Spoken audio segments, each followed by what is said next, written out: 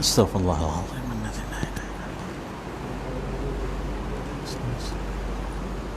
Assalamualaikum warahmatullahi wabarakatuh.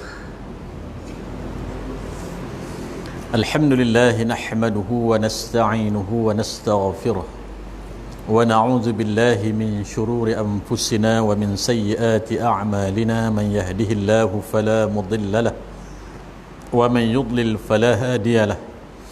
Asyhadu an la ilaha illallah wahdahu la syarika lah wa asyhadu anna sayyidana Muhammadan abduhu wa rasuluh. Allahumma salli wa sallim la hadzal nabiyil karim wa ala alihi wa sahbihi wa zurriyyatihi ajma'in. Subhanaka la ilma lana illa ma 'allamtana innaka antal alimul hakim. Wa la hawla wa la quwwata illa billahil aliyyil azim. Allahumma rzuqna fahman nabiyyin wa hifzal mursalin wa ilhamil malaikatil muqarrabin. Allahumma aftah alaina hikmatak wanshur alaina min khazaini rahmatik ya arhamar rahimin. Allahumma rabbi shrah lana sudurana wa yassir lana umurana wahlul 'uqdatam min alsinatina yafqahu qawlana amin. Fa ya ayyuhal mu'minun ittaqullah usikum wa iyaya bitaqwallah faqad fazal muttaqun. Yang hormati lagi dikasihi Al-Fadhil Ayahanda Ustaz Ismail Osman, pengurusi Surau Taman Bukti, saf kepimpinan surau, tuan-tuan imam muslimin yang dirahmati Allah sekalian. Alhamdulillah kita dapat meneruskan kitab Fiqhus Sirah kita pada malam ini, yang mana kita sepatutnya dah habis dah tajuk ni sampai di Madinah. Tapi kita ambil sikit hujung dia sebab kita berhenti kat situ tadi sebelum kita masuk kepada tajuk yang seterusnya, iaitulah kestabilan Madinah. Muka surat 305 yang ada kitab lah. Kita tengok dulu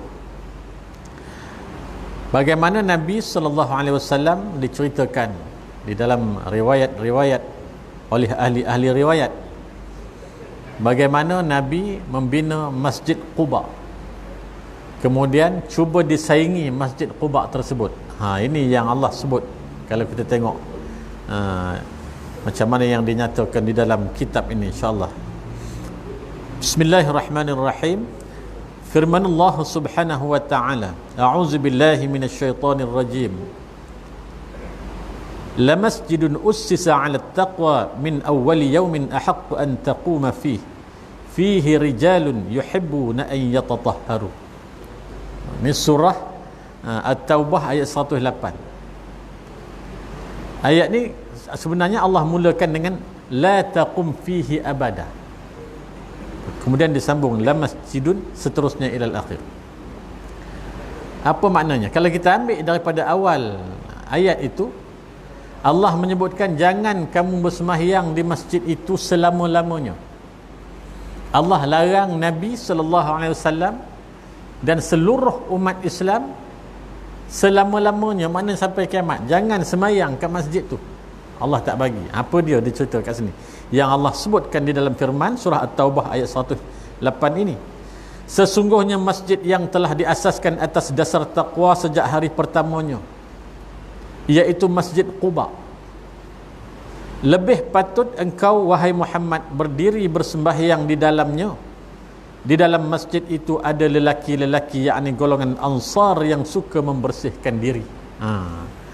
Ayat ni kalau tuan-tuan, kalau kita semualah belajar tafsir, Allah menceritakan bagaimana musyrikin Madinah ketika berlakunya peperangan Tabuk, seperti mana yang disebutkan dalam kitab-kitab tafsir. Ayat ini Allah nak menceritakan sepulangan Nabi daripada peperangan Tabuk.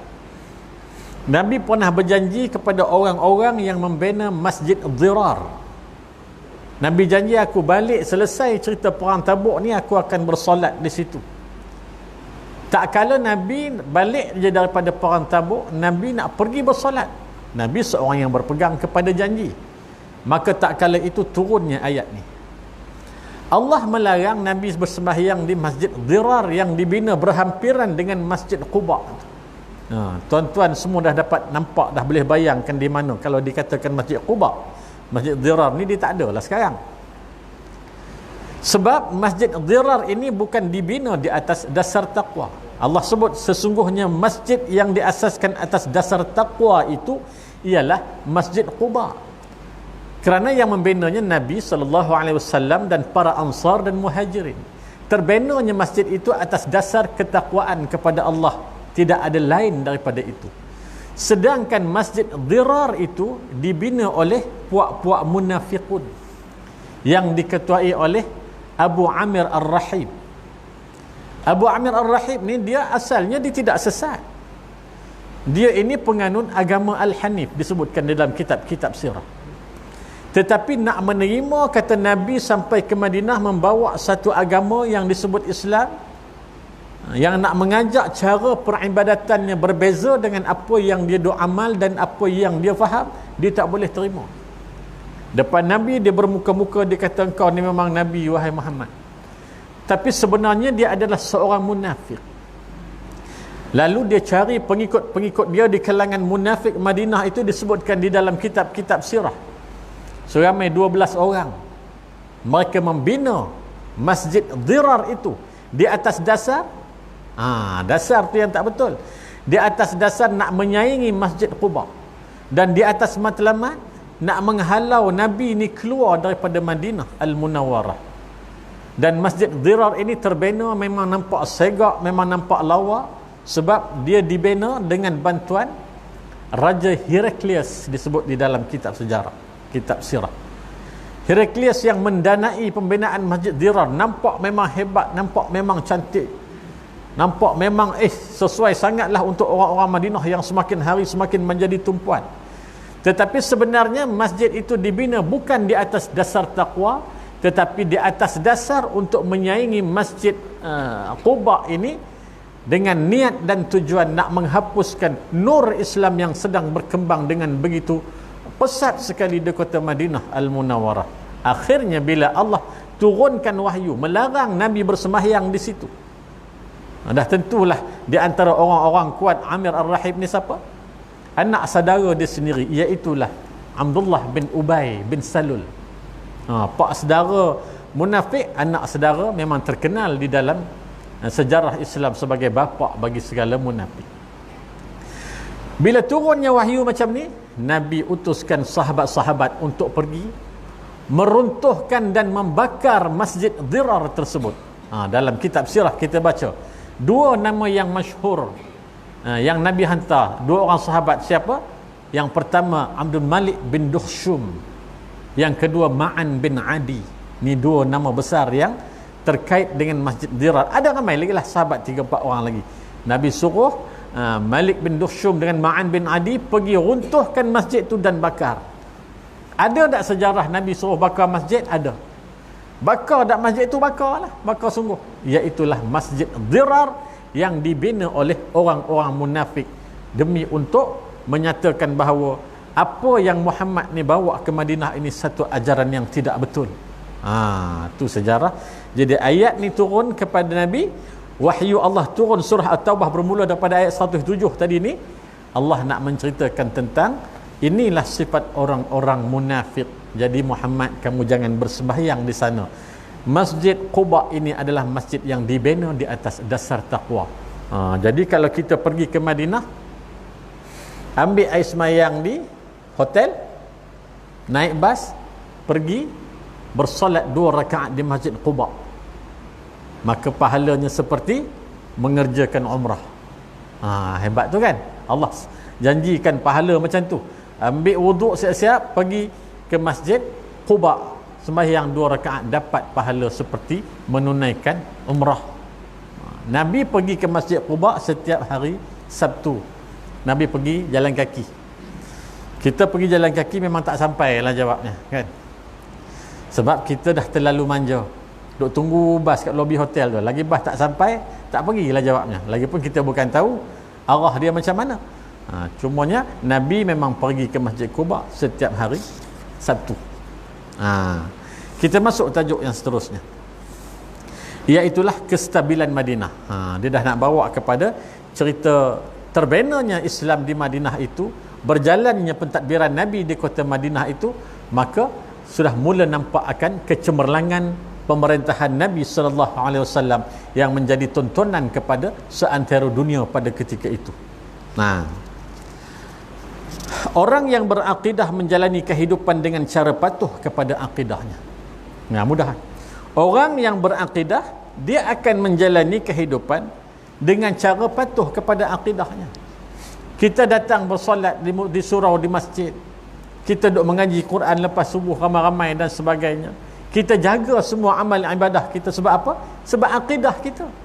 Orang yang tidak ada pegangan akidah yang mantap, yang kuat, dia peduli apa semua tu. Itu sebab kalau kita baca kitab Maza Ya'ni Intima'il Islam, pertama sekali yang disebutkan oleh Dr. Fathi Yakan, apa dia sebut? Kenapa saya ni Islam? Aku ni Islam, kenapa? Yang pertama dia huraikan bab akidah. Lepas bab akidah baru dia cerita bab ibadah. Orang yang punya pegangan akidah yang mantap dan jelas, maka dia akan berjalan di atas muka bumi ini mengikut jalan dan pegangan akidahnya dengan penuh yakin, iaitulah akidah Islamiah. Dia merasai ketenangan di tempat di mana akidahnya teguh dan mendapat sambutan dan keselesaan. Orang Islam ni kena macam itulah. Yakin dengan Allah Ta'ala ni bukan yakin tak yakin, bukan main peratus-peratus. Yakin dengan solid, yakin sesungguh-sungguhnya, 100%. Tidak ada ragu sikit pun. Itu yang nama pegangan akidah yang mantap. Dia nak cerita, tuan punya kitab ni, tuan Syekh kita nak cerita perangai manusia. Perangai manusia. Apa dia nak cerita? Manusia mencari kebahagiaan melalui perkara yang mereka ingini dan cita-citakan. Dah menjadi fitrah manusia ini. Selalunya bila dia hidup di atas muka bumi ini, dia akan cuba untuk menempuh perjalanan hidup ini mengikut naluri dia. Apa yang dia rasa selesa, apa yang dia rasa sesuai dengan diri dia, maka jalan tu yang dia cari. Tetapi seandainya di atas ni dah sebut dah, akidah dan keyakinannya kepada Allah itu adalah sesuatu yang tidak ada keraguan ke atasnya, dia tinggalkanlah benda-benda ni. Disebut manusia, dia akan buat benda yang dia cita-citakan mengikut naluri dia. Mereka melihat kepada dunia dan kesenangannya berdasarkan perasaan dan fikiran yang meresap dalam jiwa. Kan jelas disebut. Mereka melihat dunia ni, orang-orang yang bercita-cita kepada kemewahan dan keindahan dunia ini, dia lihat dunia ni sempadan dunia sahaja, dia tak pergi lebih daripada itu. Maknanya apa yang dia cita-citakan, bila dia dapat, dia kata itulah kebahagiaan. Bila dia dah mencapai apa yang dia cita-citakan, dia kata itulah kemenangan yang sebenar. Itu naluri manusia. Lalu dia huraikan di sini. Dia tak tulislah 1, 2, 3, tapi kita pecahkan. Kalau boleh kita sebut yang pertama, dalam kitab dia tak tulis macam tu, tapi kita pecahkan sendiri. Apa dia? Kerana itulah seseorang yang mengejar pangkat dan kuasa. Ini kategori manusia ni. Yang pertama, manusia yang jenis mengejar pangkat dan kuasa akan merasa redha atau marah. Orang yang jenis nak pangkat dan kuasa ni, dia akan rasa redha, dia akan rasa marah. Sebab apa? Rajin atau malas, selari dengan pencapaiannya, sama ada sudah dekat ataupun masih jauh daripada cita-cita yang disukainya. Orang yang mengejar kuasa, mengejar pangkat, mengejar kedudukan, kalau dia dapat apa yang dia nak itu, dia kata inilah hasil daripada usaha aku. Akhirnya dapat aku duduk di kerusi ini, redha lah tu. Dia redha lah. Dia kata Allah tu maha adil. Lama dah dia nak berjuang ni, akhirnya hari ni dapat juga berada di tempat ni. Akhirnya pegang juga jawatan ni. Sudah berpuluh tahun duk bekerja dengan gigih ni, kuli tak tentukan siang malam. Akhirnya apa yang aku cita-citakan, apa yang aku nak, hari ni aku sudah berada di sini. Orang dah melihat aku sebagai seorang yang sudah boleh berada pada satu kedudukan mengarah dan sebagainya, dah ada kuasa, dia redha. Tapi seandainya dia gagal mendapat kuasa yang dicita-citakan tu, masa tu dia bongih. Masa tu dia bongi sebab akidahnya bukan kepada akidah yang sebenarnya yang diajar oleh Nabi sallallahu alaihi wasallam. Nampak? Orang yang mengejar kuasa, mengejar kedudukan, mengejar kerusi, mengejar tempuk pemerintahan dan sebagainya, dia redha bila apa yang dia nak tu dia dapat. Bila sebaliknya dia akan rasa marah. Selama ni dan berjuang sia-sia, tak ada siapa menghargai. Nampak? Dia akan menyalahkan keadaan, menyalahkan suasana, menyalahkan orang lain sebab apa yang dia cita-citakan tidak dapat. Kemudian dia akan rasa rajin dalam keadaan-keadaan itu. Dia rajin bila dia nampak dah yang dia nak ni dapat, masa tu dia rajin. Tetapi seandainya dia tengok, jauh lagi nak sampai ke tempat tu, nak sampai ke apa yang aku nak ni jauh lagi, dia kata, akhirnya dia jadi malas. Ini bukan orang yang benar-benar berjuang kerana Allah Subhanahu wa taala. Kemudian dia bagi contoh. Lihatlah Al-Mutanabbi. Dia sebutkan, lihatlah Al-Mutanabbi. Betapa banyak beliau memuji dan mengecam. Betapa banyak beliau memuji dan mengecam. Lihatlah bagaimana beliau berpindah dari Syam ke Mesir dan dari Mesir ke tempat lain. Lihatlah juga beliau menyebut kata-kata orang lain tentang dirinya dan tentang matlamatnya. Siapa Al-Mutanabbi? Kalau kita sebut Al-Mutanabbi ni secara umumnya maknanya orang yang mengaku Nabi. Itu maksud Al-Mutanabbi kalau nak faham secara umum. Tapi yang nak diceritakan di dalam kitab ni, dia sebut, lihatlah Al-Mutanabbi betapa banyak beliau memuji dan mengecam. Al-Mutanabbi ni dia seorang penyair. Nama dia Abu Taib Ahmad bin Husain bin Murrah Al-Kufi. Dia ni lahir lebih kurang tahun 300 Hijrah. Dia lahir di Kufah. Kufah ni di Iraq. Kemudian dia berhijrah lah. Ni disebutkan dalam kitab ni. Beliau berpindah dari Syam ke Mesir. Al-Mutanabbi ni dia seorang penyair. Dia seorang penyair yang cukup dikenali. Gelaran Al-Mutanabbi tu walaupun namanya Taib, orang bagi dia gelaran Al-Mutanabbi. Banyaklah syarah cerita tentang dia ni. Kenapa dia dapat gelaran Al-Mutanabbi ni. Cuma disebut di sini.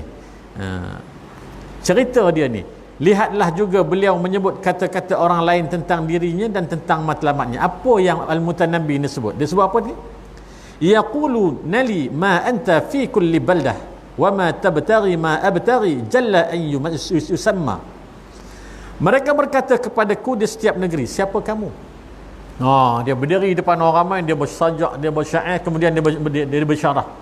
Dia sebut ni.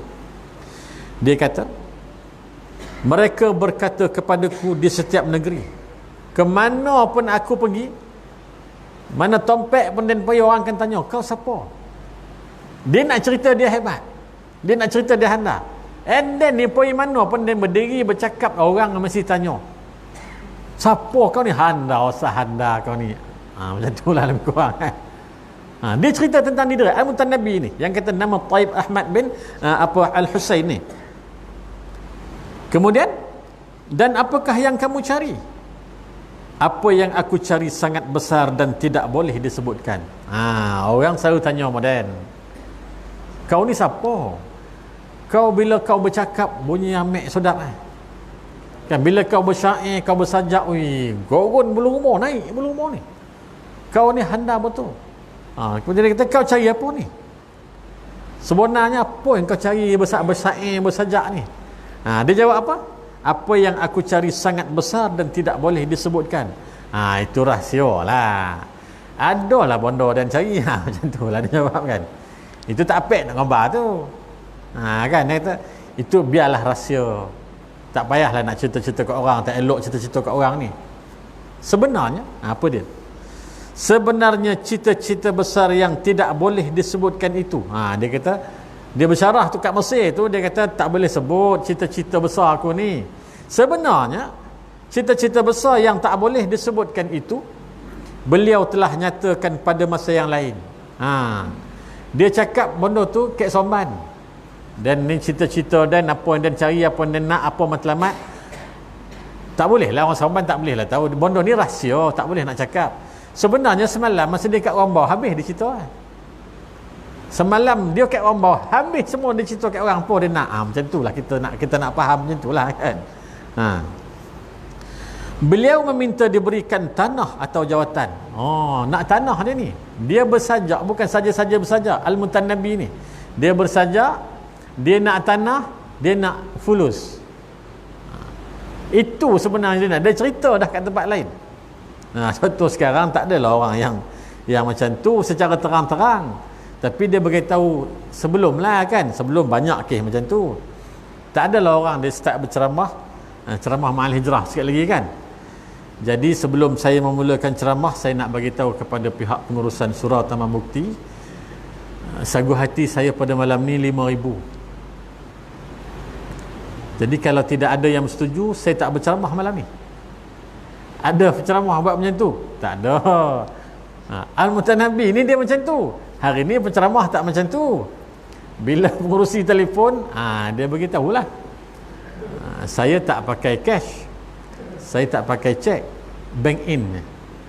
Dia bagi nombor akaun. Berapa nanti saya WhatsApp berapa. Lebih kurang begitulah kan. Al-Mutanabbi ni di tempat lain dia cerita, sebenarnya kalau dah dengar aku punya syair yang hebat ni, bagilah sebidang tanah kan, ataupun bagilah duit sikit buat belanja makan kan. Macam itulah maksud dia. Iaitu sebahagian daripada habuan-habuan dunia yang dimiliki oleh raja-raja dan penguasa-penguasa. Beliau inginkan cita-citanya segera ditunaikan oleh kafur. Lalu beliau berkata, abal miski hal fil ka'si fadlun analuhu fa inni aghanni munzu hinin wa tashrabu. Ni kata-kata Al-Mutanabbi. Wahai bapa kasturi, adakah dalam gelas itu terdapat sisa yang boleh aku nikmati?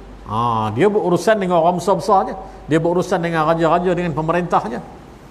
Sesungguhnya aku menyanyi dari tadi, sedangkan tuanku asyik minum.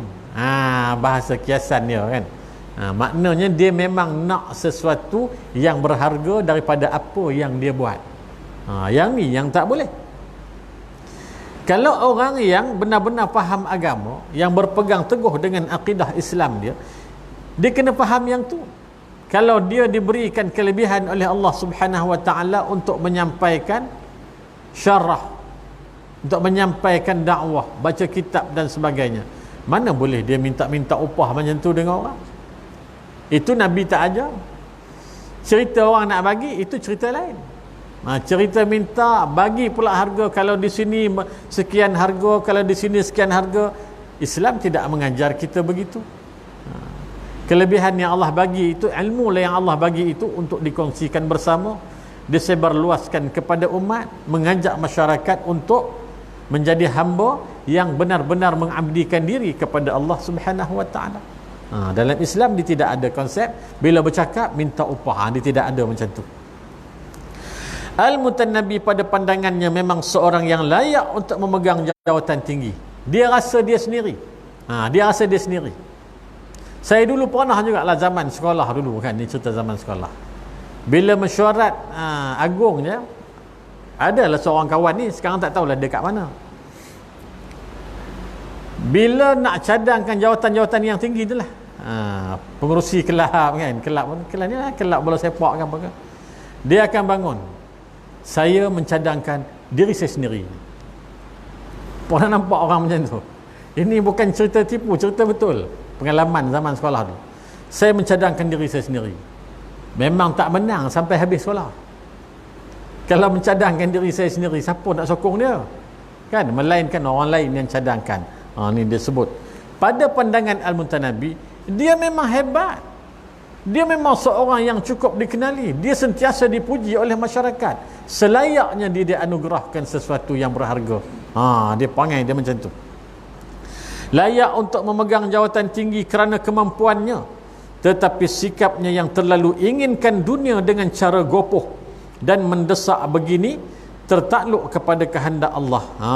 Cerita jawatan ni jangan minta, kata Nabi. Nabi larang minta jawatan. Kedudukan ni Nabi larang sama sekali, jangan minta. Sebab bila minta itu akhirnya bila orang bagi bukan sebab kerana kamu layak. Sebab kamu minta, orang dah rimas sebab kamu asyik duk minta je.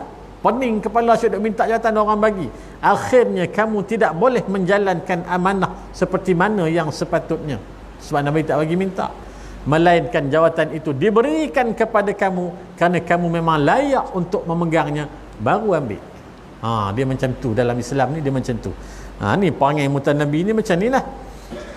Seperti mana disebut dalam firman Allah Ta'ala, a'udzubillahi minasyaitanir rajim, man kana yuridul ajilah ajjalna lahu fiha ma nasha'u liman nurid.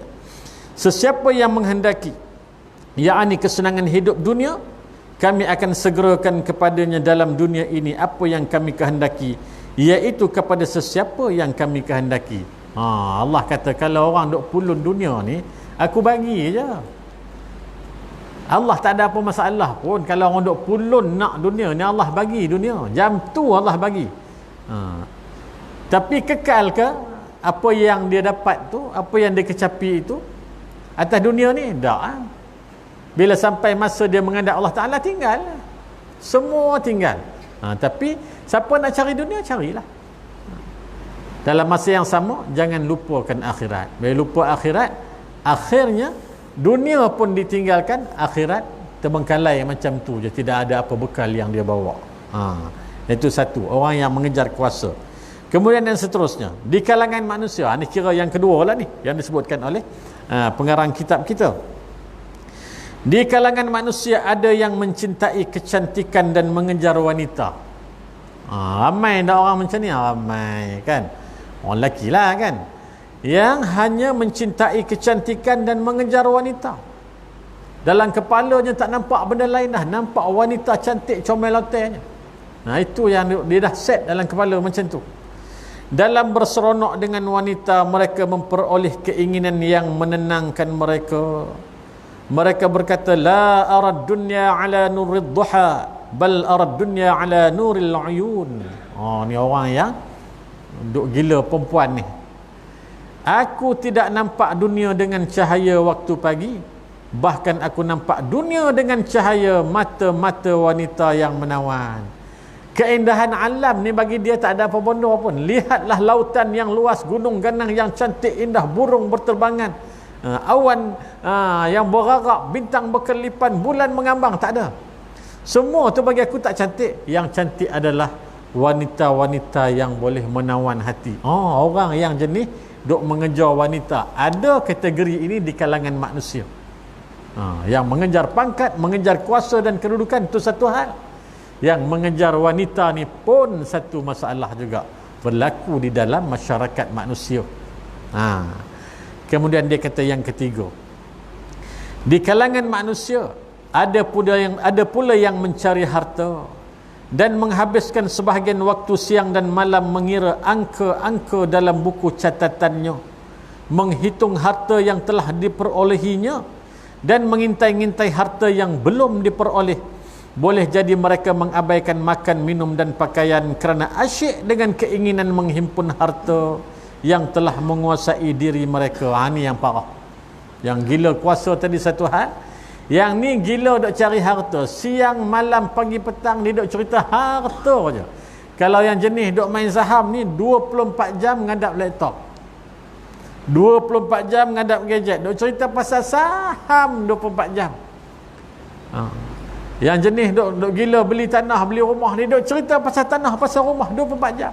Tak tentukan makan minum. Bila dia dah dapat, dia tak cukup. Dia tengok lagi mana lagi yang boleh dia kaut, mana boleh lagi dia ambil. Dia nak kumpul harta dunia ni sebanyak mungkin. Salah ke tak salah? Semua orang nak cari harta. Semua orang nakkan kesenangan hidup di atas dunia. Tetapi jangan sampai melupakan akhirat. Kita ambil contoh orang kaya dalam dunia. Siapa dia? Saya tak nak ambil Bill Gates ke Mukesh Ambani ke, tak payah, itu orang kafir. Kita ambil orang Islam. Pernah tengok Bank Ar-Rajhi kan? Bank Ar-Rajhi ni nama pemilik je Syekh Sulaiman bin Abdul Aziz Ar-Rajhi. Dia ni orang Arab Saudi. Umur dia 80-an lah, 80-an tahun dah umur dia. Tahun 2011 dia masuk senarai dalam 120 orang terkaya di dunia.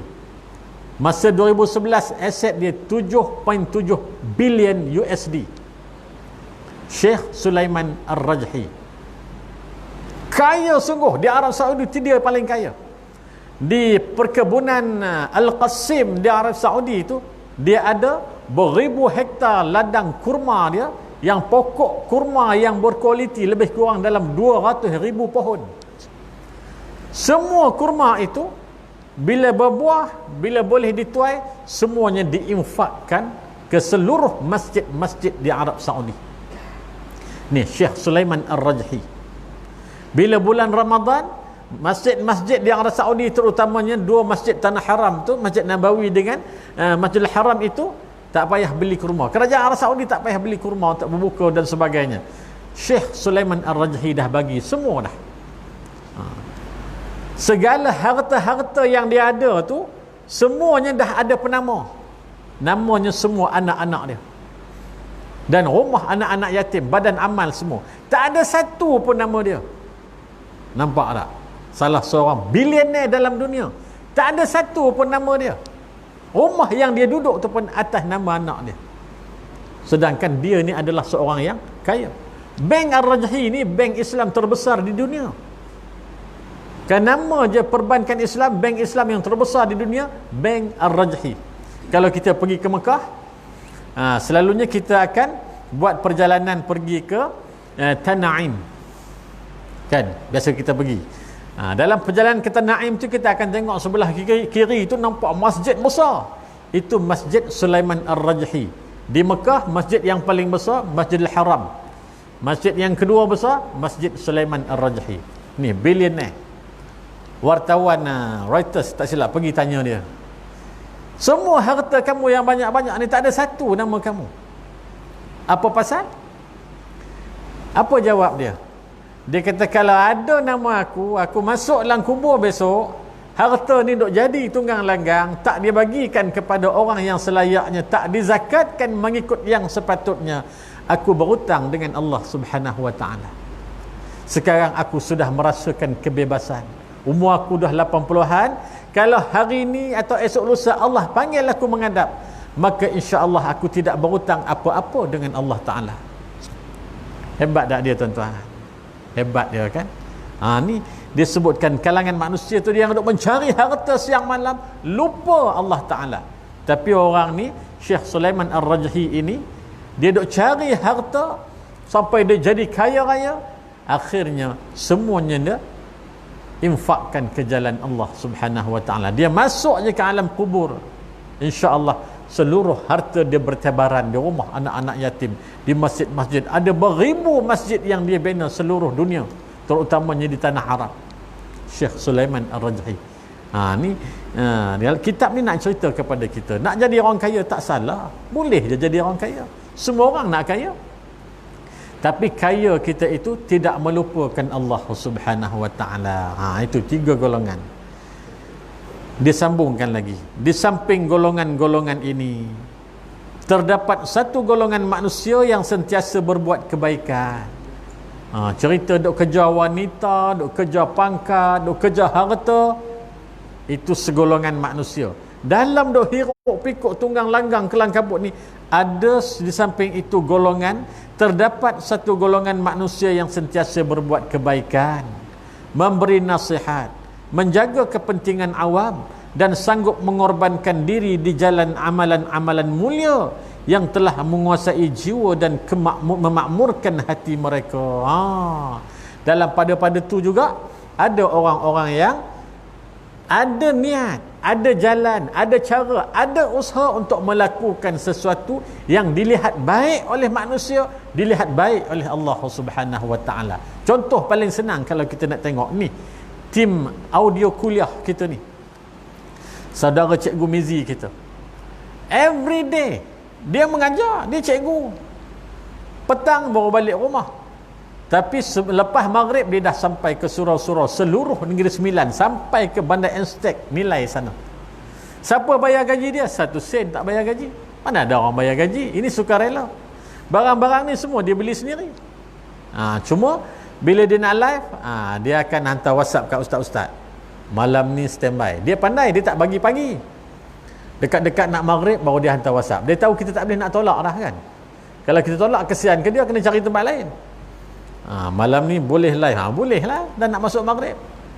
Malam ni kat Taman Bukti, malam besok kat Masjid Negeri, malam lusa kat... Ini usaha-usaha yang dilihat baik oleh manusia dan dilihat baik oleh Allah Subhanahu Wa Taala, insya-Allah. Sebab bila ada live macam ni, orang yang tak datang ke surau masjid boleh tengok di rumah. Itu sebab masjid surau makin hari makin kurang. Sebab orang tengok live di rumah. Itu pula masalah dia. Jadi itu golongan-golongan yang disebutkan sebagai manusia yang hanya melihat dunia, tidak melihat akhirat. Kita akan sambung ni. Baru kita baca muqaddimah tentang golongan yang dia nak ceritakan. Golongan tu siapa? Dah tentulah bermula dengan Nabi SAW yang kata golongan yang nak buat baik tu. InsyaAllah di lain kesempatan kita akan sambung. Aqul qawli hadza wa astaghfirullahal azim li wa lakum. Wassalamualaikum warahmatullahi wabarakatuh. أعوذ بالله من الشيطان الرجيم بسم الله الرحمن الرحيم الحمد لله رب العالمين والعاقبة للمتقين ولا عدوان إلا على الظالمين والصلاة والسلام على خاتم الأنبياء والمرسلين سيدنا ومولانا محمد وعلى آله وصحبه أجمعين اللهم اجعل جمعنا هذا جمعا مرحوما وتفرقنا من بعده تفرقا معصوما ربنا آتنا في الدنيا حسنة وفي الآخرة حسنة وقنا عذاب النار صلى الله على سيدنا محمد وعلى آله وصحبه وبارك وسلم الحمد لله رب العالمين تقبل الله منكم.